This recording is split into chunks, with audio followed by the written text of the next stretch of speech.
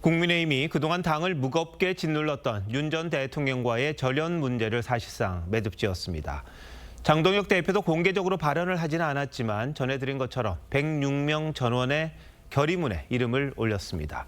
지방선거가 채 석 달도 남지 않은 시점에서 이번 결의가 갖는 의미와 전망, 정치부 이태희 기자와 뉴스더에서 더 자세히 짚어보도록 하겠습니다.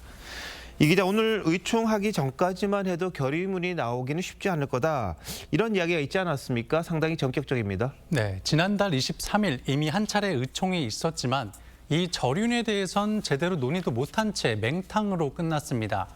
대구 경북 통합법이나 당명 개정 철회 등에 대한 설명만 이어지면서 일부 의원들은 도중에 자리를 박차고 나가기도 했었죠. 오늘은 달랐습니다. 송원석 원내대표가 당의 입장을 정할 필요가 있다며 시작부터 이 결론에 대한 강한 의지를 보였습니다. 송 원내대표는 그동안 이대로는 안 된다는 답답함을 주위에 토로해왔다고 하는데 오늘 일종의 승부수를 던진 셈입니다.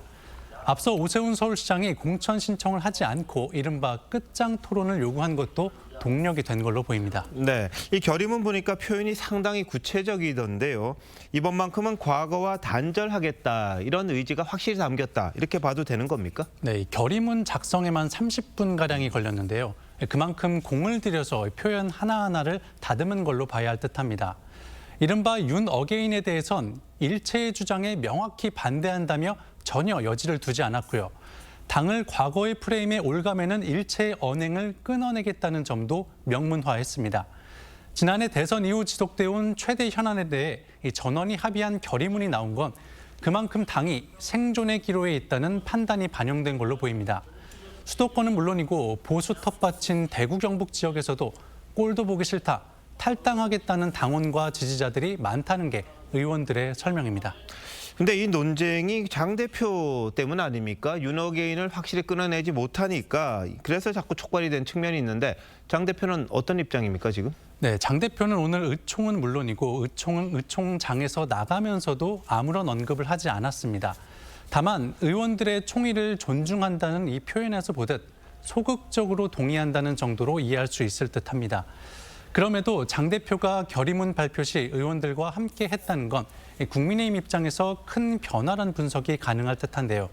오늘을 계기로 당도 본격적인 지방선거 체제로 전환할 걸로 예상됩니다. 근데 벌써부터 일부 유튜버들이 이 결의문에 대해서 평가를 절하는 그런 부분도 있던데 어떻게 될지 좀 봐야겠군요. 그리고 결의문에는 대통합에 나서겠다, 이런 표현도 담겼어요. 그러면 지금 딱 떠오르는 인물이 오세훈 서울시장, 그리고 한동훈 전 대표인데 힘을 서로 합칠까요, 어떨까요? 일단 오늘 의총으로 노선 갈등에 대한 부분은 일단락될 걸로 보입니다.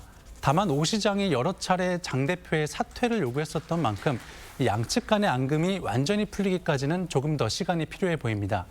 하지만 장 대표 스스로 서울과 부산 선거에 자신의 정치적인 운명이 걸렸다고 했던 만큼 양측 모두 어떻게든 손을 잡는 시도는 있을 걸로 보입니다.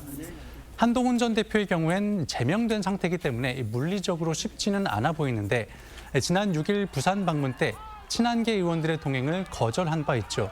논란이 확대되는 것을 피하면서 정치적인 해결책에 여지를 둔 걸로도 볼 수 있습니다. 선거전이 본격화하고 개별적으로 지원 요청이 들어오면 응할 여지도 있다는 관측이 있습니다.